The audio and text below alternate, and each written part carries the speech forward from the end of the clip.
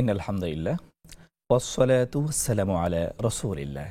সম্মানিত দর্শক, বাংলাদেশ থেকে অথবা প্রবাস থেকে বাংলা ভাষাভাষী যেখান থেকেই আপনাদের প্রিয় চ্যানেল নেক্সাস টেলিভিশনের পর্দায় আপনাদের প্রিয় অনুষ্ঠান বেকমেন্স বিস্কিটস নিবেদিত ইসলামী জীবন বিধান দেখছেন, প্রত্যেককে জানাচ্ছি আন্তরিক শুভেচ্ছা, অভিনন্দন এবং ইসলামী সম্ভাষণ। আসসালামু আলাইকুম ওয়া রাহমাতুল্লাহি ওয়া বারাকাতুহু। আপনারা জেনে থাকেন যে আমরা প্রতিদিন একটি নির্দিষ্ট বিষয়ে আলোচনা করে থাকি। আজকে আমাদের আলোচনার বিষয় হচ্ছে ক্ষমতা চিরস্থায়ী নয়, জবাবদিহিতা চিরন্তন। এই বিষয়ে আজকে আমরা আলোচনা করব এবং এই বিষয়ে বিস্তর আলোচনা করার জন্য আমাদের মঞ্চে উপবিষ্ট হয়েছেন আপনাদের প্রিয় ব্যক্তিত্ব, আমাদের অত্যন্ত শ্রদ্ধাভাজন ব্যক্তিত্ব শায়েখ আলী হাসান তৈয়ব, খতিব আন-নূর জামে মসজিদ, টঙ্গী, গাজীপুর। আসসালামু আলাইকুম ওয়া রাহমাতুল্লাহি ওয়া বারাকাতুহু। ওয়া আলাইকুম আসসালাম ওয়া রাহমাতুল্লাহি ওয়া বারাকাতুহু। শেখ, আপনি কেমন আছেন? আলহামদুলিল্লাহ, হাইয়াকাল্লাহ। আপনি কেমন আছেন? আলহামদুলিল্লাহ শেখ, ভালো আছি। সম্মানিত দর্শক, এই মুহূর্তে যারা টিভির পর্দায় আমাদের এই অনুষ্ঠানটি দেখছেন, আপনারা চাইলে দুটিভাবে আমাদের সাথে সরাসরি যুক্ত হতে পারেন। প্রথমত, টিভির স্ক্রিনে প্রদর্শিত নাম্বারে সরাসরি কল করে আমাদের সাথে কথা বলতে পারেন, জানিয়ে রাখতে পারেন আপনার মন্তব্য কিংবা ইসলামী বিষয়ে নানা প্রশ্ন। তার পাশাপাশি এই মুহূর্তে যারা ফেসবুকে লাইভে আমাদের সাথে যুক্ত হয়েছেন, তারাও চাইলে মন্তব্যের ঘরে আপনাদের মতামত কিংবা প্রশ্ন লিখে জানিয়ে রাখতে পারেন। ইনশাআল্লাহ সেই বিষয় নিয়ে আমরা আলোচনা করব। প্রিয় দর্শক, ক্ষমতা চিরস্থায়ী নয়। যখনই কোনো শাসক জবাবদিহিতার ঊর্ধ্বে গিয়ে জনগণের উপর শাসন চালিয়েছে, ত্রাস হয়ে দাঁড়িয়েছে, তখনই তাদের নাম ইতিহাসের পাতায় কঠিন এবং হীনমন্যতার সাথে লেখা হয়েছে। সেই ঘটনার সাক্ষী আমরা বারংবার হয়েছি। বিশেষ করে ওয়ার্ল্ড ব্যাংকের একটি স্টেটমেন্টে দেখা গিয়েছে 2023 সালের পরিসংখ্যানে শুধুমাত্র দুর্নীতিগ্রস্ত এবং অনিয়ন্ত্রিত রাজনীতির কারণে, ক্ষমতার কারণে যে সমস্ত উন্নয়নশীল দেশগুলো রয়েছে সেখানে প্রতি বছরে গড়ে $1 ট্রিলিয়ন পর্যন্ত ক্ষয়ক্ষতি হচ্ছে এবং যেটা অর্থনীতির বিশাল একটি ধাক্কা বলে বিবেচিত করা হয়। আরও সবচাইতে ভয়ঙ্কর বিষয় হচ্ছে, একই সমীক্ষায় দেখা গিয়েছে সারা বিশ্বের 72% দেশে জনগণের মধ্যে এবং রাষ্ট্রের মধ্যে ক্ষমতা নিয়ে দ্বন্দ্ব চলছে এবং জনগণ তাদের উপর আস্থা রাখতে পারছে না। ট্রান্সপারেন্সি ইন্টারন্যাশনালের আরও একটি রিপোর্টে দেখা গিয়েছে 62% পৃথিবীর মানুষ তারা কথা মানতে চায় না যে জনগণের কাছে ক্ষমতাসীনরা জবাবদিহিতা রয়েছে, বরং তারা সকলেই মনে করে এবং বাস্তবতা এটাই যে সকল প্রকার জবাবদিহিতার ঊর্ধ্বে গিয়ে ক্ষমতাসীনরা শাসনের জায়গায় জনগণদেরকে শোষণ করছে। এই প্রেক্ষিতে ইসলাম কি বলে, ইসলামী জীবন বিধানে কি আমরা এর সমাধান পেতে পারি? আমরা সেই বিষয়ে আজকে বিস্তরভাবে কথা বলবো। শাইখের কাছে প্রথমেই আমি জানতে চাই, এই যে ক্ষমতার ব্যাপারে কোরআন এবং হাদিসের আমরা কি আলোচনা পাই, এই বিষয়ে যদি আমাদেরকে একটু জানাতেন। ধন্যবাদ। নাহমাদু ওয়া নুসাল্লি আলা রাসূলিহিল কারীম। আল্লাহ সুবহানাহু ওয়া তাআলার বিখ্যাত একটি আয়াত, যেটি অনেকেই সবসময় আওড়িয়ে থাকেন, তেলাওয়াত করেন। কুলিল্লাহুম্মা মালিকাল মুলকি তু'তিল মুলকা মান তাশা ওয়া তানজি'উল মুলকা মিম্মান তাশা ওয়া তু'ইজ্জু মান তাশা ওয়া তুযিল্লু মান তাশা বিয়াদিকাল খায়র। দেখুন, ক্ষমতা এটা পৃথিবীর কোনো কিছুই স্থায়ী নয়। পৃথিবীর সব কিছুই আলা কুল্লু শাইইন মা খালাল্লাহি বাতিলু ওয়া কুল্লু নাঈমিন লা মাহালাতা যাইলু। বিখ্যাত কবি লাবিতের এই প্রশংসা করেছেন আল্লাহ নবী সাল্লাল্লাহু আলাইহি ওয়াসাল্লাম এই কবিতার। উনি বলেছেন যে তিনি কাফের ছিলেন, কিন্তু তারা এই লাইন দুটো মুসলমান। তার মানে এই লাইন দুটো ইসলামী কথা বলেছে যে পৃথিবীর সব কিছু, আল্লাহ ছাড়া সব কিছু সেটা নশ্বর, আল্লাহ শুধু অবিনশ্বর। সব কিছুই পৃথিবী থেকে নিশ্চিহ্ন হয়ে যাবে এবং আল্লাহ শুধু থাকবেন। আশ্চর্যের বিষয় হলো, আমরা যে এত অস্থায়ী, অনিশ্চিত এবং ক্ষণস্থায়ী মুহূর্তকালের ক্ষমতা এবং সক্ষমতা লাভ করি, এটা আমাদের কারো মনে থাকে না। এবং ক্ষমতার একটা চরিত্র হয়ে দাঁড়িয়েছে, যে ক্ষমতা পায় সেই ধরাকে সরা জ্ঞান করতে থাকে। অথচ যারা ক্ষমতায় থাকে তারা অন্যায় করতে করতেও এই আয়াতটা তেলাওয়াত করে। আমরা এই আয়াতটা আমাদের বাংলাদেশের জাতীয় সংসদে তেলাওয়াত করতে শুনেছি। এমন ব্যক্তিদেরকে শুনেছি যারা নিজেরা জোর করে ক্ষমতা আঁকড়ে থেকেছেন, জনগণের ভোটাধিকার কেড়ে নিয়েছিলেন। তো আসলে আল্লাহ বলছেন যে আপনি বলে দিন যে আল্লাহ, আপনি হলেন সারা পৃথিবীর সব কিছুর মালিকানার অধিকারী। আপনি যাকে চান তাকে ক্ষমতা দান করেন, যাকে চান তার কাছ থেকে ক্ষমতা ছিনিয়ে নেন, যাকে চান আপনি সম্মানিত করেন, যাকে চান আপনি লাঞ্ছিত করেন। আপনার হাতে সব কিছুর ক্ষমতা, আপনি সবচেয়ে শক্তিশালী। আল্লাহ রাসূল সাল্লাল্লাহু আলাইহি সাল্লাম তিনি যারা ক্ষমতা বানাচ্ছেন তাদেরকে ভয় দেখিয়েছেন। তিনি বলছেন, আলা কুল্লুকুম রাইন ওয়া কুল্লুকুম মাসউলুন আন রাইয়া। তোমরা প্রত্যেকেই কিন্তু দায়িত্বশীল ব্যক্তি তার দায়িত্বাধীন বিষয়ে জিজ্ঞাসিত হবে। এর মধ্যে তিনি প্রথমেই বলেছেন ওয়াল ইমাম রাইন, আর ইমাম তিনিও দায়িত্বশীল, তাকেও তার নেতৃত্বাধীন। ইমাম মানে নেতা, অর্থাৎ যিনি রাষ্ট্রের নেতা, তার কথা বিশেষভাবে বলা হচ্ছে যে তাকে জিজ্ঞাসা করা হবে যে তুমি তোমার দায়িত্ব পালন করেছো, জনগণের হক তুমি আদায় করেছো, তোমার যে দায়িত্ব দেওয়া হয়েছিল সে দায়িত্ব কি দাবি করেছিল সেটাকে তুমি পূর্ণ করেছো। হাদিসে আসছে যে শাসকদের কি নাকি সর্বপ্রথম হিসাব নেওয়া শুরু করবেন। এবং রাসূল সাল্লাল্লাহু আলাইহি সাল্লাম তিনি অনেকগুলো হাদিসে বলেছেন। একটি হাদিসে আছে যে তিনজন ব্যক্তিকে আল্লাহ বিনা হিসেবে জান্নাতে দেবেন, তার মধ্যে একটা হল ন্যায়পরায়ণ শাসক। আর ঠিক একইভাবে তিন শ্রেণীর ব্যক্তিকে আল্লাহ তাআলা বিনা হিসেবে জাহান্নামে দিবেন, তার মধ্যে একটা হলো সুলতানুল জায়ের, অত্যাচারী শাসক, যারা জুলুম করে, যারা ধরাকে সরাগান করে, যারা তাদের ক্ষমতাকে মনে করে বাপদাদার উত্তরাধিকার তাই মনে করে। এখন পৃথিবীতে সবাই তাই। আপনি কোন দেশের কথা বলবেন, বাংলাদেশ বলেন আর পৃথিবীর বিশ্বমরল আমেরিকার কথাই বলেন, তারা ধরাকে সরাগান করছে। তারা একটা দেশের উপরে প্রথমে হামলা করে তারা এবার বলছে যে এখনো সময় আছে, তোমরা ঠান্ডা হয়ে যাও, তোমরা আমাদের শান্তি প্রতিষ্ঠা করো। এবং একদিকে আমরা জানি যে পৃথিবীর একমাত্র অবৈধ জারজ রাষ্ট্র, সেই রাষ্ট্র তারা বলছে যে তাদের হসপিটালে হামলা করা হয়েছে, তারা হসপিটালে হামলা করেছে, আমরা দেখেছি ফিলিস্তিনে কি করেছে। তো এরকম যারাই ক্ষমতায় থাকে তারাই ধরাকে সরাগান করতে থাকে।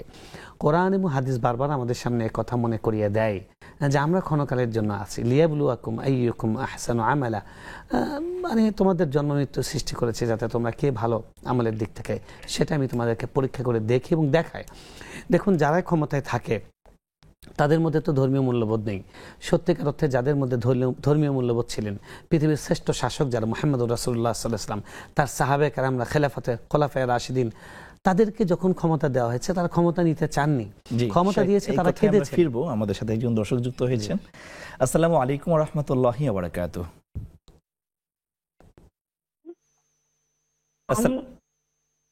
আমি দুটি প্রশ্ন করতে চাচ্ছি। জি জি বলুন। যদি স্বামী স্ত্রী কোনো সন্তান না থাকে, সে স্বামী তার স্ত্রীকে তার অংশ লিখে দিতে পারবে কিনা, আর তাছাড়া যদি ফ্ল্যাট স্বামী স্ত্রী দুইজনের নামে দলিল হয়, এটা হবে কিনা, এটা আমি একটু জানতে চাচ্ছি। আর কোনো প্রশ্ন? একটা প্রশ্ন হচ্ছে, ওসিয়ত যদি করা হয় স্ত্রীর জন্য, সে ওসিয়ত সে যতদিন বেঁচে থাকবে অতদিন ভোগ করবে স্বামীর সম্পত্তি। এখন সে যদি মারা যায় তাহলে তার সম্পত্তি কি, সে কি আর সম্পত্তির ভাগ পাবে না, নাকি সে তার উত্তরসূরিরা বঞ্চিত হবে? সে যদি সম্পত্তির ভাগ নাই পায় ওসিয়ত মতো, আর তাছাড়া সম্পত্তি যদি তার উত্তরসূরি পায় তাহলে স্ত্রীর সম্পত্তিও তো তার উত্তরসূরিরা পাওয়ার বিধান। এখন ইসলাম কিভাবে এটা বলে, আমি একটু এটাই জানতে চাই আর কি। জি জি, আমাদের সাথে থাকুন। ওয়ালাইকুম আসসালাম। জি, আমাদের আরো একটি ফোন এসেছে, আমাদের সাথে আরেকজন দর্শক যুক্ত হয়েছেন। আসসালামু আলাইকুম ওয়া রাহমাতুল্লাহি ওয়া বারাকাতুহু। এবার আমার সাথে কথা হবে। আসসালামু আলাইকুম। ওয়ালাইকুম সালাম ওয়া রাহমাতুল্লাহ। ওয়ালাইকুম সালাম। জি জি, প্রশ্নটি করুন। জি, প্রশ্ন হচ্ছে আমার জমি জমার বিষয়ে। আমরা 3 ভাই বোন, আমরা 2 ভাই 1 বোন। আমার এক ভাই একটু অসুস্থ, উনি মানুষ পাগল, উন্মাদ পাগল না, একটু জ্ঞান আছে আর কি। তো ওনার বাবা মা কেউ নেই, সবাই মারা গেছেন। তো আমি দেখাশোনা করি ওনার, অসুখ বিসুখ শুরু করে সবকিছু আমি দেখাশোনা করি। তা আমাদের জমি জমা যেগুলো আছে ওগুলার ফসলের ভাগ, ওর ভাগ, আমার ভাগ কোরআন অনুযায়ী আমাকে দিচ্ছে বড় ভাই। কিন্তু আমার ভাইটা মারা যাওয়ার পরে ওই সম্পত্তিটা কিভাবে বন্টন হবে? আমার এই ভাই আমি বলছি যে আমি যেহেতু আমি দেখাশোনা করতেছি, বড় ভাইকে বলছি তাহলে ভাইয়ের সম্পত্তিটা আমাকে যেন একটু দেয়, যেহেতু আমিও দরিদ্র, আমারও তেমন কিছু নাই। কিন্তু তারা আশা করে আছে যে ভাইয়ের মৃত্যুর পরে ওই জমি জমাগুলা কোরআন অনুযায়ী। আপনার প্রশ্নটি বুঝতে পেরেছি যে এখন জমির ভাগ আপনি পাবেন কিনা, অথবা এটা কিভাবে বন্টন হবে। আর কোনো প্রশ্ন আছে? জি ধন্যবাদ, আমাদের সাথে থাকুন। ইশাক, আপনি বলছিলেন সাহাবাদের ক্ষমতার বিষয়ে। যে আপনি দেখুন, ওমর ইবনুল খাত্তাব রাদিয়াল্লাহু তাআলা আনহু, তিনি তাকে যেন খলিফা না বানানো হয় তিনি সর্বাত্মক চেষ্টা করেছেন। তিনি যখন দুনিয়া থেকে চলে যাচ্ছেন, তিনি তার সন্তান আব্দুল্লাহ ইবনে ওমর রাদিয়াল্লাহু তাআলা আনহু, তিনি যোগ্য ছিলেন এবং লোকজন তাকে চাচ্ছিলেন, তার মধ্যে সব নেতৃত্ব গুণ ছিল। তিনি একদম লিখে দিয়ে গেছেন যে 6 জন ব্যক্তিকে আমি কমিটি করে দিয়ে গেলাম, তারা মানে সাহাবাদের মধ্যে থেকে যোগ্য ব্যক্তিকে খলিফা বানাবে, তবে আমার ছেলেকে নয়। ক্ষমতা নিজেও চাননি, নিজের পরিবারের লোকজন কেউ পাক সেটা তিনি চাননি। এবং আবু বকর রাদিয়াল্লাহু তাআলা আনহু তিনি ইন্তেকাল করেছেন, তিনি ওমর রাদিয়াল্লাহু তাআলা আনহুকে খলিফা করেছেন। তার কিন্তু ছেলেরা ছিল, যোগ্য ছেলে ছিলেন আব্দুল্লাহ বিন আবু বকর রাদিয়াল্লাহু তাআলা আনহু, কিন্তু তিনি তার কথা তিনি বলেননি, বানাননি।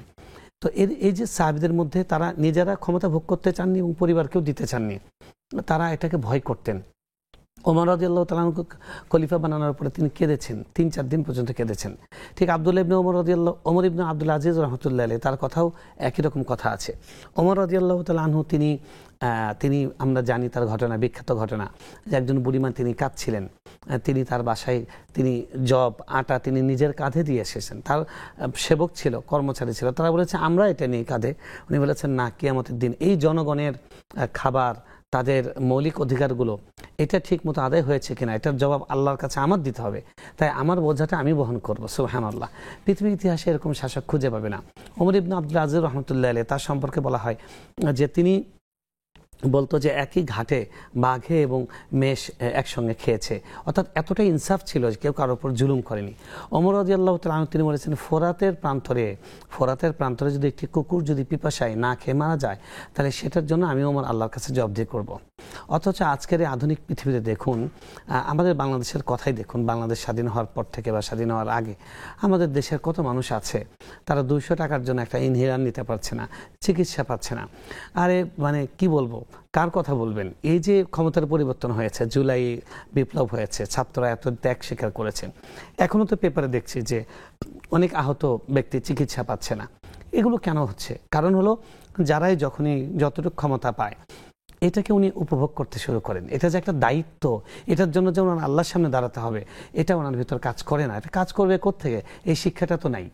আমাদেরকে ব্রিটিশরা 200 বছর গোলামি করানোর পর আমাদেরকে ধরিয়ে দিয়েছে যে ব্রিটিশদের বানানো আইন, তাদের বানানো সভ্যতা এটাই পৃথিবীর জন্য শ্রেষ্ঠ সভ্যতা। এই সভ্যতা কীরকম এটা পৃথিবী দেখতে পাচ্ছে। আজকে ট্রাম্প যা ইচ্ছে তাই করছে, উন্মাদের মতো যা ইচ্ছে তাই করছে। এবং দেখেন জাতিসংঘ আছে, তাদের আইন হলো কি, তারা পরমাণু অস্ত্র নিরস্ত্রীকরণ একটা কমিটি করেছে।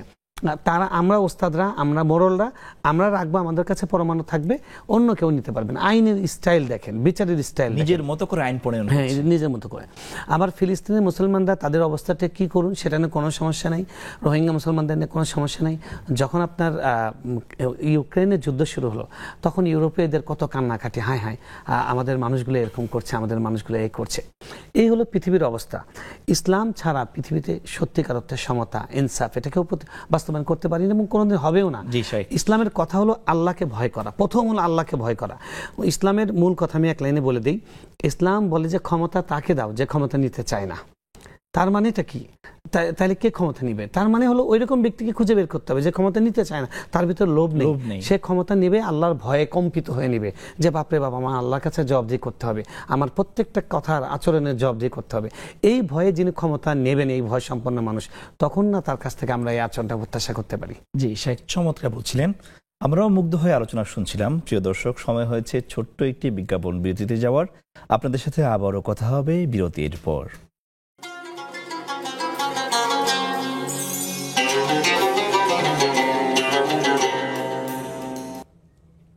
আসসালামু আলাইকুম।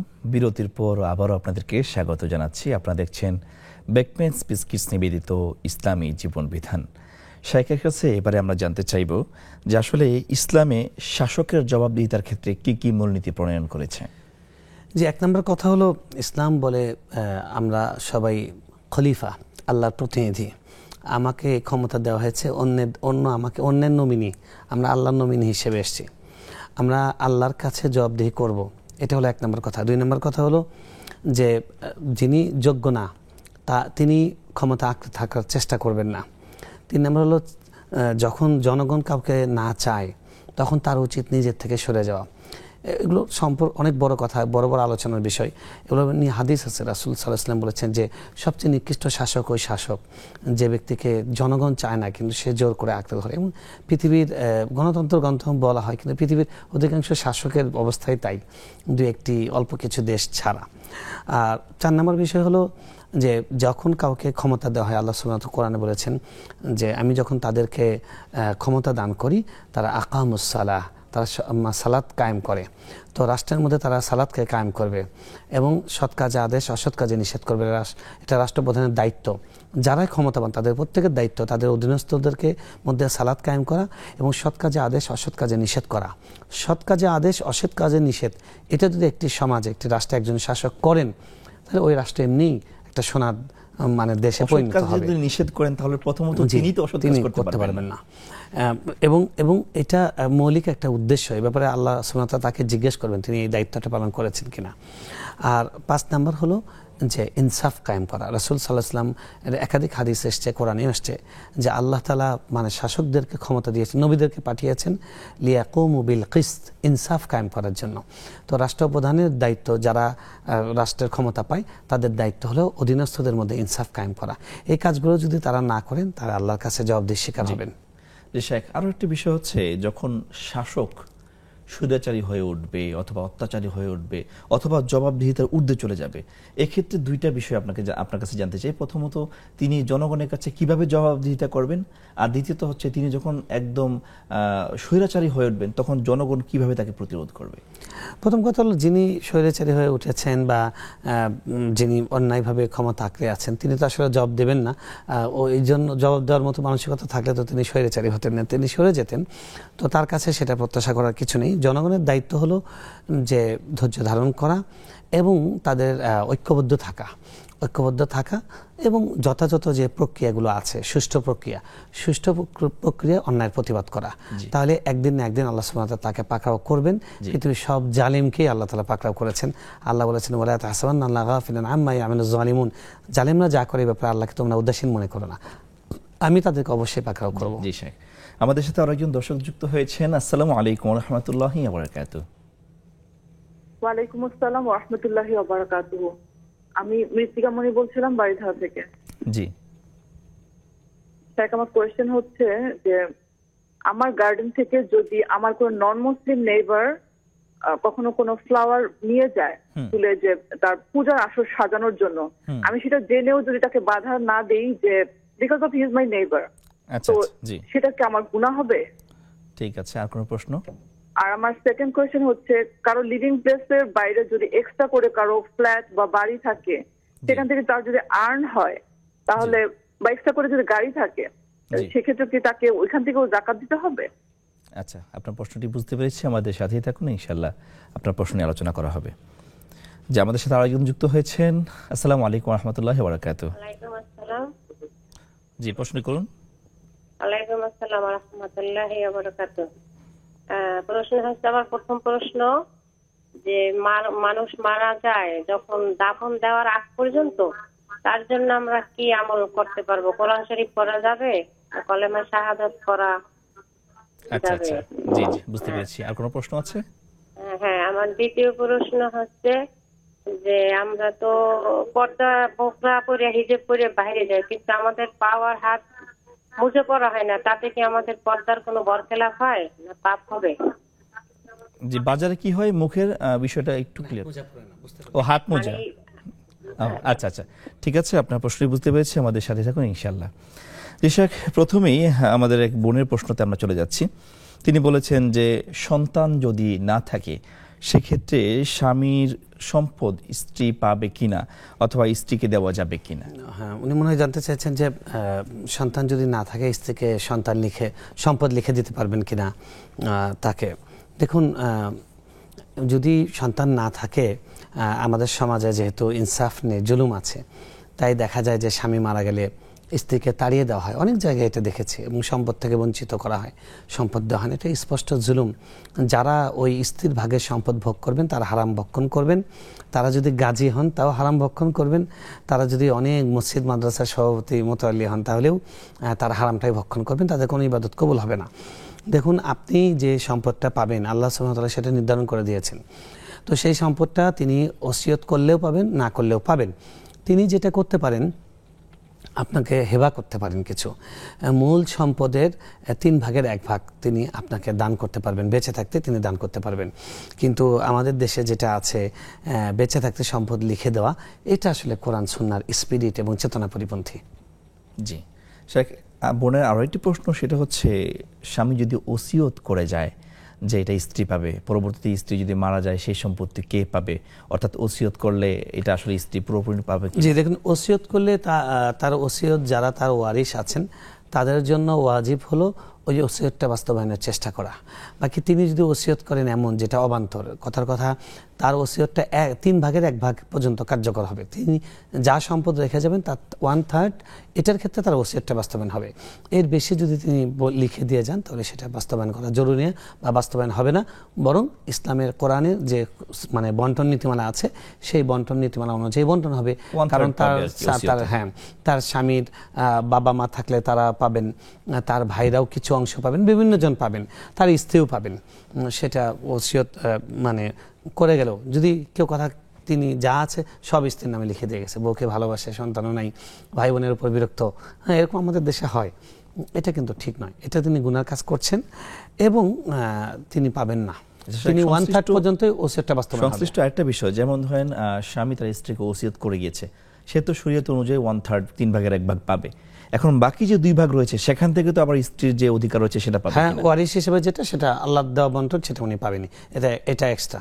এটা দেওয়া হয়েছে এই জন্য, মানে 1/3 ওসিয়তের অপশনটা এই জন্যই রাখা হয়েছে, বাবা মা কখনো দেখতে পারেন বা স্বামী কখনো দেখতে পারেন। কথার কথা 5 জন সন্তান আছে, দেখা গেছে একটা সন্তান হয়তো সে বিশেষ চাহিদা সম্পন্ন, যেটাকে আমাদের প্রতিবন্ধী বলে, তো এখন দেখা গেছে সে তো আয় রোজগার করে খেতে পারবে না, অন্যান্য সন্তানরা পাবে, তখন বাবা মা চান যে তাকে এক্সট্রা কিছু দেওয়ার জন্য, তো ওয়ারিশ হিসেবে তাকে এক্সট্রা দিলে অন্যান্য ভাই বোনদের মন খারাপ হবে, তখন তারা তিনি চাইলে যে আমার সম্পত্তিতে আমি তাকে 1/3 দিয়ে দিলাম, এটা আমার ব্যক্তিগত, আমার নিজের পক্ষ থেকে, আর ওয়ারিশ হিসেবে যেটা সেটা উনি পাবেন। জি, আরেক বোনের প্রশ্ন হচ্ছে, ওনার এক ভাই ছিল, ভাইটা খুব একটু মানসিক ভাবে, তিনি বলেছেন যে তারা 2 ভাই 1 বোন, তো তাদের মধ্যে এক ভাই হলো একটু মানসিকভাবে মানে দুর্বল বা মানসিকভাবে কিছু তার সমস্যা আছে, মেন্টাল প্রবলেম আছে, সে কারণে তার বোন, উনি প্রশ্ন করেছেন যে তিনি তাকে দেখাশোনা করেন, সেক্ষেত্রে তার বাবার ওয়ারিশের কথা মনে বলেছেন। উনি মারা যাওয়ার পরে ওনার ভাইয়ের সম্পদ যেটা অধিকারে ছিল, উনি বলেছেন যে ওনার বড় ভাই আগে ওই সম্পদ থেকে যা কিছু আসতো দিত, কিন্তু মারা যাওয়ার পরে টোটালি স্টপ করেছে। এখন উনি আশাবাদী ছিল যে আমি তো আমার ভাইকে ভরণ পোষণ দিয়েছি, সুতরাং আমার তো একটা প্রাপ্য ছিল, সেই প্রাপ্য সম্পত্তিটা আসলে কে কতটুকু পাবে? না, আসলে এখানে প্রথম যদি আমি এটা বুঝতে পারিনি, তিনি যেটা বলতে চেয়েছিলেন এখন ক্লিয়ার না, যদি ওইটাই হয়ে থাকে যে যেই ভাইকে তিনি দেখাশোনা করতেন, অসুস্থ ভাইকে, সেই ভাই মারা গেছেন, তার সম্পদ কতটুকু পাবে, প্রশ্ন যদি এটাই হতে থাকে, তার এটার উত্তর হলো যে এখানেও বন্টন মানে কোরআনের নীতিমালা অনুযায়ী পাবে। তিনি যদি বিবাহিত না হয়ে থাকেন তাহলে তো সেখানে সম্পদরা ভাই বোনই সব মিলে পাবেন, ভাই বোন পাবেন, যদি বাবা মা থাকেন বাবা মা পাবেন, সেটা ওয়ারিশের নিয়ম অনুযায়ী পাবেন, বোনও পাবেন। কিন্তু বাকি আপনার যেটা মানে এক্সপেকটেশন, যেটা আপনার প্রত্যাশা যে আপনি তাকে দেখাশোনা করেছেন এই হিসেবে তার সম্পদটা আপনি পাবেন, এটা কিন্তু ঠিক নয়। কারণ হলো মানে আপনি করেছেন আল্লাহর জন্য, ইন্নামা নুতঈমুকুম লিওয়াজহিল্লাহ লা নুরিদু মিনকুম জাযাআন ওয়ালা শুকুরা। আপনি যে তাকে দেখাশোনা করেছেন এটা অনেক অনেক অনেক বড় সওয়াবের কাজ। তো আপনি এটার জন্য আল্লাহর কাছে পাবেন, আখিরাতে তো পাবেনই, দুনিয়াতেও আল্লাহ অন্যভাবে আপনাকে পোষায় দেবে। বাকি তার সব সম্পত্তি পাওয়ার প্রত্যাশা করা এটা ঠিক নয়। তিনি যেটা রেখে গিয়েছেন সেটা কোরআনের বন্টন নীতিমালা অনুযায়ী পাবেন। কোরআনের মিরাস অনুযায়ী কি পাবেন এটা আমরা বলবো যে আপনি নিকটস্থ কোনো ফতোয়া বিভাগে আপনার লিখবেন কে কে আছেন, সম্পদ কি আর কে কে আছেন, ফ্যামিলি মেম্বার, পুরাটা লিখবেন, তাহলে তারা সেটা আপনাদের ভাগ করে একদম বিস্তারিত দেবে। কারণ ওয়ারিশের মাসালাই শুধু 1-2 জনের বিষয়টা বলা ঠিক নয় এবং সেটা বললে ইনসাফ হবে না। এই জন্য আমরা ওয়ারিশের মাসালার ক্ষেত্রে বলি যে আপনারা সরাসরি ফিজিক্যালি কোনো মুফতি সাহেবের কাছে গিয়ে এটা ফতোয়া নেবেন। জি শেখ, ধন্যবাদ। প্রিয় দর্শক, আপনারা দেখছেন বেকমেন্স বিসকিস নিবেদিত ইসলামী জীবন বিধান। সময় হয়েছে ছোট্ট একটি বিরতিতে যাওয়ার, দেখা হবে বিরতির পর।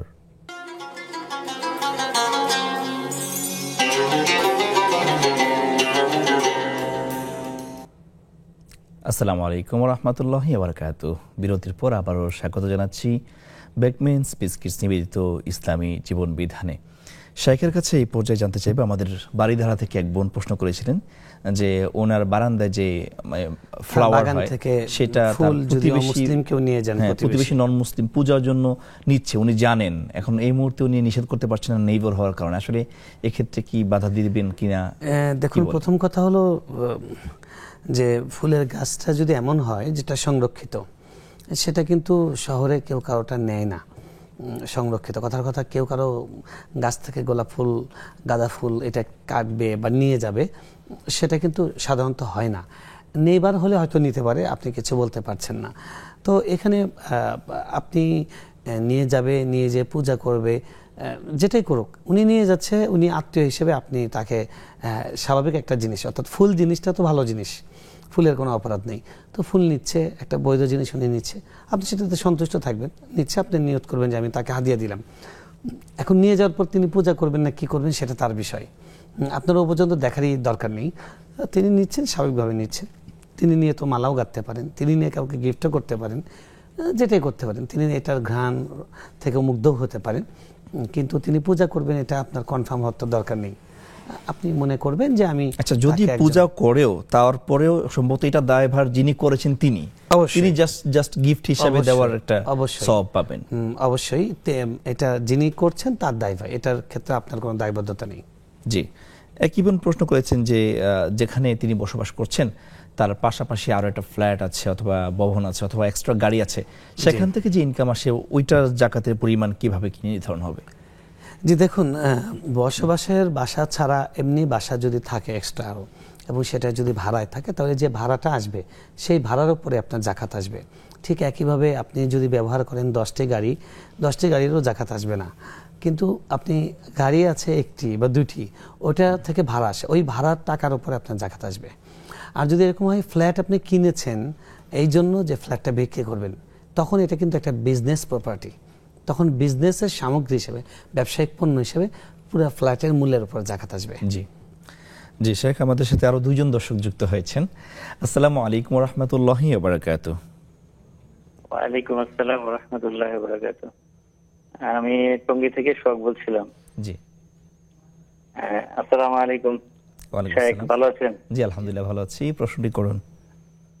যে আমার ছেলে, আমার একটা মেয়ে আছে, মেয়েটার স্বাস্থ্যটা অত ভালো না, খাওয়াচ্ছি, খাচ্ছে, পেরে দিচ্ছে। তো আমি এখন মানত করেছিলাম যে একটা ছাগল দিব। জি, তো আমার শাইখের কাছে প্রশ্ন যে আমি কি ছাগলটা যখন দিব এটা কি কাউকে দিয়ে দিব না আমাদের মানে কি করা উচিত? মানতের ছাগলটা কিভাবে দিবেন এই তো? জি জি জি। আচ্ছা জি, আর কোনো প্রশ্ন? না, আর কোনো প্রশ্ন? জি, আমাদের সাথে আরেকজন দর্শক যুক্ত হয়েছেন। আসসালামু আলাইকুম ওয়া রাহমাতুল্লাহি ওয়া বারাকাতুহু। দর্শক শুনতে পাচ্ছেন?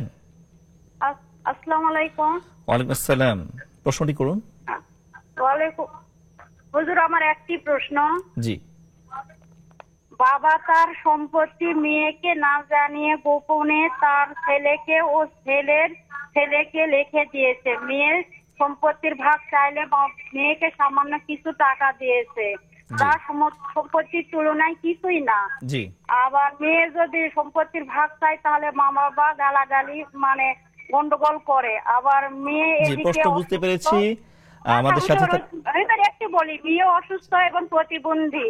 জি, মেয়ে অসুস্থ প্রতিবন্ধী, তার মানে তার এখন মেয়ে এখন কি অবস্থা করবে আর কি? জি জি, বুঝতে পেরেছি আপনার প্রশ্নটি। আমাদের সাথে থাকুন, উত্তর পেয়ে যাবেন ইনশাআল্লাহ। জি শেখ, আমাদের এক বোন প্রশ্ন করেছিলেন যে মানুষ যখন মারা যায় দাফন হওয়ার আগ পর্যন্ত আমরা তার জন্য কি কি আমল করতে পারি? জি দেখুন, একজন মানুষ মারা যাওয়ার পরে, দাফন হওয়ার আগে, দাফন হওয়ার পরে তার বিধান একটাই, তিনি হলেন এখন বারজাখের জগতে চলে গেছেন। বারজাখের জগতে যাওয়া মানুষের জন্য আমাদের প্রথম করণীয় হলো তার জন্য দোয়া করা, মাগফিরাতের দোয়া করা। আল্লাহুম্মা গফিরলাহু ওয়ারহামহু ওয়াআফিহি ওয়াআফু আনহু ওয়াকরিম নুজুলাহু ওয়াওয়াসসি মুদখালা আল্লাহুম্মা গফিরলাহু, এরকম তার জন্য দোয়া। আল্লাহ আপনি তাকে ক্ষমা করেন, তার কবর আযাব মাফ করেন, তার প্রশ্নোত্তর, তার সওয়াল জবাবকে সহজ করেন, এই দোয়াগুলো করা।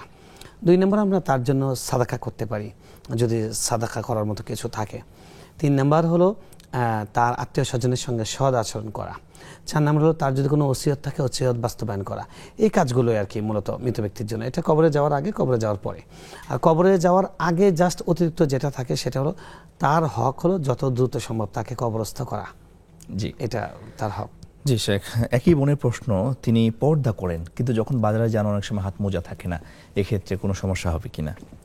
দেখুন, আল্লাহ বলেছেন ওয়ালা ইউবদিনা যিনাতাহুন্না, তারা যেন তাদের সৌন্দর্য প্রকাশ না করে, ইল্লা মা যাহারা মিনহা, যেটা স্বাভাবিকভাবে প্রকাশ হয় সেটা ছাড়া। স্বাভাবিকভাবে প্রকাশ হয় বলতে কি বোঝানো হয়েছে? এটা কেউ কেউ বলেছেন যে হাতের তালু, হাত এবং পায়ের তালু। তো সুতরাং পায়ের পাতা এবং হাতের তালু এইটুকু খোলা রাখার অবকাশ আছে। কিন্তু সাহাবায়ে কেরামদের প্র্যাকটিসটা কি ছিল? তারা কোরআনের বাস্তব নমুনা ছিলেন। তাদের প্র্যাকটিস ছিল যে তারা একদম আপাদমস্তক ঢেকে বের হতেন। এখন আপনি যদি বোরকা বা ওড়না যেটা দিয়ে আপনি শরীরটা আবৃত করেছেন সেটা যদি এমনভাবে আবৃত করতে পারেন যে আপনার শরীরের কোনো অংশ দেখা যায় না, পরপুরুষ আপনার পায়ের সৌন্দর্য, হাতের সৌন্দর্য দেখতে পারবে না, তাহলে কিন্তু যথেষ্ট। কিন্তু যদি সেটা দিয়ে তা ঢাকা সম্ভব না হয়, সাধারণত আমরা দেখি যে বোরকা পরেছে, হাত মোজা পরে, এখন আপনি একটা জিনিস পণ্য নেবেন, তখন আপনি হাত বাড়িয়ে দেবেন, তখন কিন্তু আপনার হাত দেখা যাবে। এটাও অনেক পুরুষের জন্য ফিতনার কারণ। আজকাল অনেক নারীবাদী বলতে চায় আমাদের এত ঢাকার প্রয়োজন কেন? দেখুন, জাহান্নামে যাওয়ার স্বাধীনতা সবার আছে। আমি তাদের বলি যে জাহান্নামে যাওয়ার স্বাধীনতা সবার আছে, কিন্তু আপনি যদি জান্নাতে যেতে চান তাহলে আল্লাহকে মান্য করতে হবে। সব কিছু আপনি যুক্তি দিয়ে কুলাতে পারবেন না। আল্লাহকে মান্য করার জন্য আল্লাহ যেটাই বিধান দিয়েছেন সেটা মানুষের কল্যাণের জন্য দিয়েছেন। আপনি সাহাবায়ে কেরাম তারা পর্দার আড়াল থেকে, আল্লাহ কোরআনে আয়াত নাযিল করেছেন যে ফাসআলুহুন্না মিন ওয়ারাইল হিজাব, পর্দার আড়াল থেকে তাদের কাছে চাও। তার মানে কি বোঝাতে চাচ্ছেন? আল্লাহ পুরোটাই তাদেরকে আড়ালে রাখতে চাচ্ছেন যেন তাদের সৌন্দর্য প্রকাশ না হয়। বিশেষ করে যারা যুবতী তরুণী যারা আছেন তাদের জন্য হাত মোজা ব্যবহার করাটা খুবই জরুরি। আর বাহিরে গেলে কোনো পণ্য ক্রয় বিক্রয় হবে তখন কিন্তু আপনার হাত বাড়িয়ে দিতে হবে, সেজন্য হাত মোজা পরে নেওয়া উচিত। জি শেখ, আমার আরেক ভাইয়ের প্রশ্ন, তার সন্তান যদি হাত মোজা নাও পরে, কথার কথা তিনি বড় ওড়না পরেছেন, তাহলে ওড়না দিয়ে হাতটা যখন মানে বিশেষ প্রয়োজনে দিবেন, ওড়না দিয়ে হাতটা এরকম করে একটু আড়া করে এরকম করে দিবেন, তাহলে আপনার পর্দাটা হয়ে যাবে। জি শেখ, এক ভাইয়ের প্রশ্ন হচ্ছে তার সন্তান অসুস্থ, তো তিনি মানত করেছেন একটি ছাগল দিবেন। এখন ছাগলটা কি কোনো দরিদ্রকে দিয়ে দিবেন নাকি এটাকে জবাই করে কাউকে খাওয়াবেন? আসলে পদ্ধতিটা কি মানত পূরণের? দেখুন, আপনি যেভাবেই দেন, অর্থাৎ আপনি ওখান থেকে কোনো অংশ ভোগ না করে, এটা যারা যাকাতের হকদার, সাদাকার হকদার, মিসকিন, ইন্নামাস সাদাকাতু লিল ফুকারা ওয়াল মাসাকিন, সাদাকা হলো ফকির মিসকিনদের জন্য, তাদের কাছে পৌঁছানো আপনার কর্তব্য। আপনি পৌঁছে দেন তাহলে আপনার ওয়াজিব আদায় হয়ে যাবে, আপনার মান্নত পূরণ হয়ে যাবে। সেই ক্ষেত্রে আপনি সেটা জবাই করে যদি তাদেরকে গোশত বন্টন করেন, একজনকে দিলেন বা অনেকজনকে দিলেন, সেটাও করতে পারেন। কোনো লিল্লা বোর্ডিং আছে এমন বোর্ডিংয়ে দিয়ে দিলেন, সেটাও করতে পারেন। আপনি টাকা কোনো লিল্লা বোর্ডিংয়ে পাঠিয়ে দিলেন, তাদেরকে দায়িত্ব দিয়ে দিলেন যে আপনারা এটা কিনে সাদাকা জবাই করে এটা গরিবদের মধ্যে, গরিব ছাত্রদেরকে খাইয়ে দেন, তাহলে হতে পারে। কিংবা আপনি নিজেও চাইলে সেটা জবাই করে সেটা আপনি গরিবদের মধ্যে বন্টন করে দিলেন। ওটা সব কিছু দিয়ে দিতে হবে, ওটা চামড়াও নিতে পারবেন না, কিছু নিতে পারবেন না। এক কথায় ওটা গরিবদের মধ্যে দিয়ে দেওয়া। যেভাবে দেন আপনি বন্টন করে দেন, জীবিত দেন, জবাই করে দেন, যে কোনোভাবে দিলে আপনার ওয়াজিব আদায় হয়ে যাবে। জি, আমাদের সাথে সম্মানিত আরেকজন দর্শক যুক্ত হয়েছেন। আসসালামু আলাইকুম ওয়া রাহমাতুল্লাহি ওয়া বারাকাতুহু। ওয়ালাইকুম সালাম ওয়া রাহমাতুল্লাহি ওয়া বারাকাতুহু। হুজুর, আমার দুইটা প্রশ্ন। আমার প্রথম প্রশ্ন হচ্ছে যে যিনি এখন স্টুডিওতে আছেন উনি একদিন একটা দোয়ার কথা বলেছিল, মানে একটা দোয়া ব্যথা স্থানে নাকি হাত থেকে যদি 7 বার পড়লে এই দোয়াটা মানে ব্যথা ভালো হয়ে যাবে। এখন এই দোয়াটা কখন কখন আমল করব এবং ব্যথা চলে যাওয়ার পরে কি আমল করতে হবে কিনা? আমি দোয়াটার কথা বলতেছি, বিসমিল্লাহি আউযু বিজ্জাতিল্লাহি ওয়া কুদরাতিহি। জি জি, বুঝতে পেরেছি। মিন শারি মা, জি, মিন শারি মা আপনি আরেকটি প্রশ্ন করুন, দ্বিতীয় প্রশ্নটি করুন। দ্বিতীয় প্রশ্ন হচ্ছে যে উনি আরেকটা দোয়ার কথা বলেছিল যে আল্লাহুম্মা হাসিবনি হিসামা ইয়াসির, এই দোয়াটা কখন আমল করব? এই দোয়াটা দুটোটাই উনি বলেছিলেন। দ্বিতীয় প্রশ্নটি করুন। আল্লাহুম্মা হাসিবনি। আচ্ছা, জি জি, বুঝতে পেরেছি, ধন্যবাদ। প্রিয় দর্শক, দেখতে দেখতে আমাদের আরো একটি বিরতির সময় চলে এসেছে। আমাদের সাথে আবার আপনাদের কথা হবে বিরতির পর। আসসালামু আলাইকুম।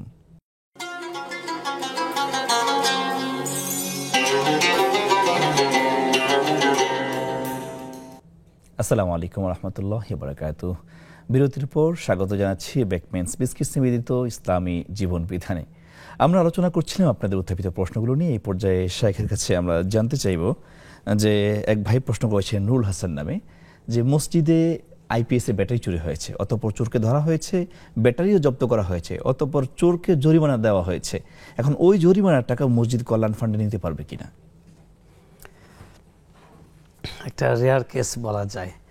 দেখুন, কোরআনে আয়াত আছে, যদি কেউ কারোর উপর জুলুম করে ফাউকিবু বিমিসলি মা আকাবতুম বিহি, তোমাদেরকে যতটুকু করা হয়েছে জুলুম, ততটুকু জুলুম তোমরা করতে পারো। যতটুকু তোমাদেরকে অন্যায় আচরণ করা হয়েছে অতটুকুই করতে পারো, এর বেশি না করা। আইপিএস নিয়েছে, তাদের উচিত জরিমানা না করা উচিত, তাকে অন্য শাস্তি দিতে পারে। কারণ জরিমানা নিলে অর্থের হালাল হারামের একটি দায় ব্যাপার মানুষের উপর বর্তায়, তাকে অন্যভাবে শাস্তি দিতে পারে, দেওয়া উচিত। আর কল্যাণ ফান্ডে নিলে এটা একটা সন্দেহযুক্ত টাকা আর কি, কল্যাণ ফান্ডে এসে যুক্ত হলো। এমনিতে ইসলামে মৌলিকভাবে জরিমানা সমর্থন করে না ইসলাম, মানে জরিমানার অর্থ, কারণ এটা ইসলামে কোনো সম্পদ হালাল হওয়ার শর্ত হলো সন্তুষ্টি চিত্তে দেওয়া। যখন কাউকে জরিমানা করা হয় সে সন্তুষ্ট চিত্তে দেয় না, তাই জরিমানার থিওরিটা, আর্থিক জরিমানার থিওরিটা ইসলামে নেই। অনেক প্রতিষ্ঠানে জরিমানা সিস্টেম আছে, এটা কি আসলে এটা জায়েজ নয়, এটা জায়েজ নয়, অন্যভাবে করা উচিত। আমাদের মাদ্রাসাগুলোতেও আমরা এটা খেয়াল করেছি যে এরকম একবার করা হয়েছিল, তখন একজন বিজ্ঞ আলিম তিনি নিষেধ করেছেন। তারপরে যেটা করা হয়েছে যে তাকে তো একটা জরিমানা করতে হয়, পানিশমেন্ট করতে হবে, নাহলে তো শাসন মানবে না। আবার দেখা যায় যে অনুপস্থিত হলে প্রতিদিন 50 টাকা করে জরিমানা হচ্ছে, অথবা কোনো একটা সেশন জট মানে একটা ঝামেলা হচ্ছে, জরিমানা করা হচ্ছে। এটা মানে এটা আসলে জায়েজ হওয়ার কোনো আমাদের কাছে কোনো পন্থা নেই। এখন যারা এটাকে জায়েজ করছেন বা এই জরিমানা করছেন, তারা কিসের ভিত্তিতে করছেন তারা আল্লাহর কাছে জবাব দিয়ে করবেন। কিন্তু ইসলামের নীতি হলো লা ইয়াহিল্লু মালিন মুসলিমিন ইল্লা বিতিবি নাফসি, কারো সন্তুষ্টি চুক্তি দেওয়া সম্পদ ছাড়া অন্য কারোর জন্য হালাল হয় না।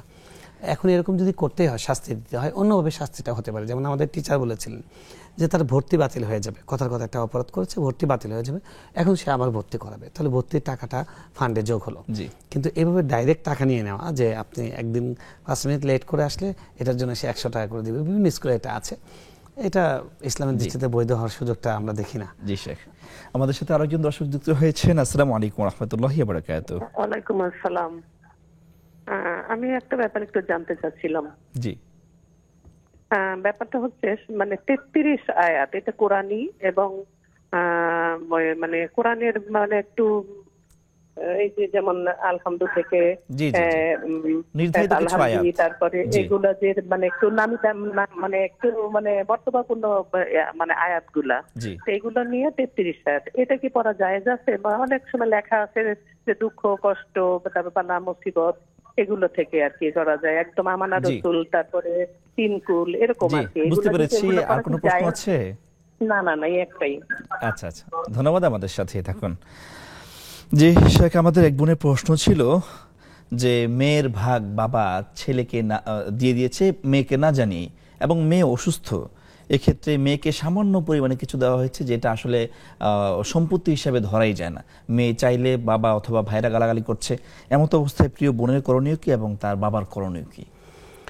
আসলে হয়তো বাবা এরকম চিন্তা করেছেন যে এত অসুস্থ, হয়তো সে মারাই যাবে বা সে বিয়ে শাদী হবে না, তাকে সম্পদ দিয়ে সম্পদটা কি হবে, তাকে লামসাম একটা দিয়েছেন। কিন্তু ইসলামের বিধান কিন্তু সেটা নয়। আপনি আল্লাহ যেটা দিয়েছেন, কথার কথা তারা 2 বোন আছে, দোনো বোন সমান পাবে, সুস্থ বোন অসুস্থ বোন সমান পাবে, বরং তার জন্য এক্সট্রা কিছু করা দরকার, যেটা 1/3 থেকে যেটা ওয়াসিয়ত করার সুযোগ আছে সেটা করা দরকার।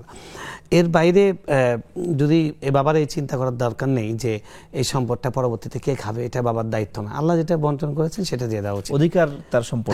যদি সেটা না দেন আল্লাহর কাছে তিনি জবাবদিহি করবেন, আল্লাহর কাছে তার এটার জন্য জিজ্ঞাসিত হতে হবে। জি, আমাদের আরেক বোনের জিজ্ঞাসা ছিল, আমাদের স্ত্রী থেকে তিনি জানতে পেরেছেন যে তিনি 2টি দোয়া শিখেছেন। আচ্ছা, হ্যাঁ আমি বলেছিলাম। তো দেখুন, প্রথম হলো ওই দোয়াটা পড়ার নিয়ম হলো আপনি যে কোনো সময় পড়তে পারেন। রাসূল সাল্লাল্লাহু আলাইহি ওয়াসাল্লামের কাছে এক সাহাবী এসে ব্যথার কথা বলেছেন, তো তিনি বলেছেন ব্যথার জায়গায় হাত রাখবে, রেখে প্রথমে বিসমিল্লাহির রহমানির রহিম বিসমিল্লাহির রহমানির রহিম বিসমিল্লাহির রহমানির 3 বার বিসমিল্লাহ বলার পরে আউযু বিইজ্জাতিল্লাহি ওয়া কুদরাতিহি মিন শাররি মা আজিদু ওয়া হাদির, এটা 7 বার। 3 বার বিসমিল্লাহ পড়ার পরে আউযু বিইজ্জাতিল্লাহি ওয়া কুদরাতিহি মিন শাররি মা আজিদু ওয়া হাজির, এই দোয়াটা 7 বার পড়া ওই জায়গায় হাত থেকে। এটা কোনো নির্দিষ্ট সময় নেই, যে কোনো সময় করতে পারেন। বাকি সকাল সন্ধ্যায় মানে বিশেষ করে ফেরেশতারা, নতুন নতুন ফেরেশতা আসেন এবং দোয়া কবুল হয়। এবং জিকির আজকার বেশি করা, এই জন্য সকাল সন্ধ্যা সাধারণত সবাই করে থাকেন, যে কোনো সময় এই দোয়াটা করতে পারেন। ঠিক একইভাবে দ্বিতীয় যে দোয়ার কথা আপনি বলেছেন, আল্লাহুম্মা হাসিবনি হিসাবান ইয়াসিরা, এটা আমরা বলেছিলাম, এই দোয়াটা আপনি যে কোনো সময় করতে পারেন। বিশেষ করে সিজদার সময় দোয়া কবুল হয় এই দোয়াটা, এবং কোরআন তেলাওয়াতের সময় যেই জায়গায় হিসাবের কথা আছে, সুম্মা ইন্না আলাইনা হিসাবাহুম, ইন্না ইলাইনা ইয়াবাহুম সুম্মা ইন্না আলাইনা হিসাবাহুম, যে সূরা যে আছে 30 নম্বর পারায়, এই সূরা পড়ার পরে আল্লাহুম্মা হাসিবনি হিসাবান ইয়াসিরা, এটা পড়া সুন্নত। এরকম আর কি, আপনি যখন মনে পড়বে হিসাবের কথা তখনই আল্লাহর কাছে এই হিসাবটার জন্য, হিসাব যেন সহজ করেন, মৃত্যুর কথা স্মরণ করে এই দোয়াটা করতে পারেন, এটার কোনো নির্দিষ্ট সময় নেই। জি শেখ, আরেক বোনের প্রশ্ন, তিনি 33 আয়াতের আমল করেন। অনেক ওজিফাতে আমরা দেখতে পাই যে বিভিন্ন ফজিলতের কথা, এই সমস্যা দূর হবে, সেই সমস্যা দূর হবে, এগুলো লেখা। আসলে 33 আয়াতের কোনো ভিত্তি সুন্নাহ দ্বারা প্রমাণিত কিনা? আসলে 33 আয়াতের আমল এই ধরনের কনসেপ্ট নেই, এটা কোরআন হাদিসে নেই। হ্যাঁ, হয়তো 33টি আয়াত এমনভাবে তারা বের করেছেন যেগুলো কোরআন হাদিসে আলাদা আলাদাভাবে আছে। যেমন ধরুন সূরা ফাতিহা, এখানে আসসাবুল মাসানি বারবার পঠিত 7টি আয়াত, তারপরে আয়াতুল কুরসি 1টি আয়াত, তারপরে সূরা হাশরের শেষ 3 আয়াত, তারপরে সূরা বাকারার শেষ 2 আয়াত। এগুলো ফজিলত ইন্ডিভিজুয়াল আছে, হয়তো কেউ বুঝাতে চেয়েছেন যে এরকম কয়েকটা ফজিলতের একসাথে করে পড়া সকাল সন্ধ্যা। আসলে এরকম আমরা 33 আয়াত না বলে আমরা বলবো যে হাদিসে তাগিদ করা বা হাদিস থেকে শেখা কোরআনের আয়াতগুলোর আমল, আমরা এরকম বলবো, তাহলে সেটা বিদআত হবে না, নাহলে বিদআত হবে। তো এই আমলগুলো আমরা করতেই পারি। রাসূল সাল্লাল্লাহু আলাইহি ওয়াসাল্লামের বিভিন্ন আয়াতের বিভিন্ন ফজিলত আছে। কোরআন কুল হুয়া শিফা, কোরআন হলো শিফা। তো আপনি এই আয়াতগুলো পড়ে আপনি শরীরে ফু দিতে পারেন। 33 আয়াতের পাশাপাশি অনেক আয়াত ও শিফা, যে শিফা নামে যত আয়াত রয়েছে সেগুলো অনেক শিফার আয়াত আছে। এবং কোরআনের যে কোনো আয়াত পড়ে দম করে সেটা নিজের গায়ে দেওয়া বা পানিতে ফু দিয়ে দেওয়া, এটা সুন্নাহ কর্তৃক প্রমাণিত, এটা করতে পারেন, এবং এটা করলে এটার দ্বারা আপনি উপকৃত হবেন ইনশাআল্লাহ। জি শেখ, আশা করছি আমাদের প্রত্যেক দর্শকের উত্থাপিত প্রশ্নগুলো আমরা জবাব দিতে পেরেছি। এই পর্যায়ে আমাদের নির্ধারিত বিষয়ে আমরা কিছু আলোকপাত করব। শেখের কাছে আমি জানতে চাই যে কিয়ামতের ময়দানে যে সমস্ত শাসকরা জবাব দিতে উঠতে গিয়ে তারা মানে দুরাচার করে, তাদের জবাব দিতে আল্লাহ কিভাবে নেবেন? খুবই কঠিন। দেখুন, আল্লাহ রাব্বুল আলামিন কোরআনে রাসূল সাল্লাল্লাহু আলাইহি ওয়াসাল্লাম বলেছেন যে কোনো মানুষের লা তাজুলা কাদামা আবদিন হাত্তা ইউসালা আন আরবা, 4টা প্রশ্নের উত্তর দেওয়া ছাড়া এক কদম একটা মানুষ সামনের দিকে যেতে পারবে না। তো তার মধ্যে উনি কিন্তু এটা বলেছেন যে সম্পদ সম্পর্কে, সে কোথায় ব্যয় করেছে, কোত্থেকে আয় করেছে। তো আপনি শাসক হিসেবে আপনার সম্পদ অবৈধ অন্যায়, যদি যারা দুর্নীতি করছে আজকালকার শাসকরা, তারা তো মনে করে যে যারাই ক্ষমতা পায় তারা বাপদাদার পৈতৃক সম্পত্তি মনে করে, এই হারাম উপার্জনগুলোর ব্যাপারে তাদেরকে জবাবদিহি করতে হবে। তারপরে শাসকরা নিজের দলের, নিজের এলাকার লোকদেরকে মানে পার্সিয়ালিটি করেন, তারা বিশেষ সুবিধা দেন, এগুলোর ব্যাপারে জবাবদিহি করতে হবে। এরপরে শাসকরা যদি কাউকে হত্যা করেন অন্যায়ভাবে, তাহলে সেটা জবাবদিহি করতে হবে, কারণ কিয়ামতের দিন প্রথম যে হিসাব নেওয়া হবে তার মধ্যে কিসাস, এটার হিসাব নেওয়া হবে। এরকম অন্যায় আচরণ যেগুলো জনগণের উপরে করবে, প্রত্যেকটা জবাব তাকে দিতে হবে, তিনি জবাব না দিয়ে সামনে যেতে পারবেন না। জি শেখ, চমৎকার বলছিলেন। অত্যন্ত মনোমুগ্ধকর আলোচনা। আমাদের স্টুডিওতে আমন্ত্রণে হাজিরা দেওয়ার জন্য আপনাকে অসংখ্য ধন্যবাদ। আপনাকে শুকরিয়া, জাযাকুমুল্লাহ। জি, সম্মানিত দর্শক, আপনারা দেখছেন আপনাদের প্রিয় অনুষ্ঠান বেকম্যানস বিস্কিটস নিবেদিত ইসলামী জীবন বিধান। দেখতে দেখতে চলে আসলাম একদম অনুষ্ঠানের শেষ পর্যায়ে। ঘড়ি কাটা বলছে বিদায় নেওয়ার সময় এসেছে। আমরা আশা করব যে আগামী অনুষ্ঠান পর্যন্ত আল্লাহ তাআলা আপনাদের সকলকে ভালো রাখুক, সুস্থ রাখুক এবং আমলি জিন্দেগি দান করুক। আমিন। আসসালামু আলাইকুম ওয়া রাহমাতুল্লাহি ওয়া বারাকাতুহু।